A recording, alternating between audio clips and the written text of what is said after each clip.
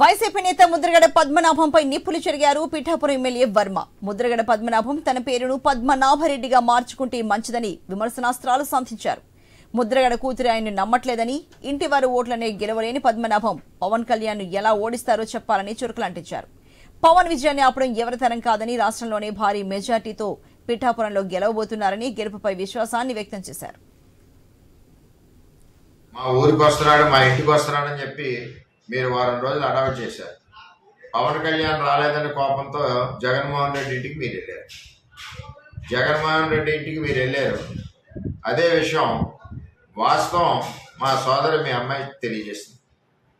అంటే మీరు ఓడిస్తా అంటున్నారు. మీ దగ్గర ఉన్న 5 కోట్ల మద్యంతో ఓడిస్తారా? మీ దగ్గర డబ్బైన 100 కోట్ల డబ్బులతో ఓడిస్తారా? మీరు ఎన్ని డబ్బులు ఇచ్చినా, ఎన్ని మిదిలి రెట్లు ఇచ్చినా, ఎంతమంది వచ్చినా సరే పవన్ కళ్యాణ్ గారు భారీ మెజార్టీతో ఇక్కడ గెలుస్తారని చెప్పి తెలియజేస్తా ఉన్నాం.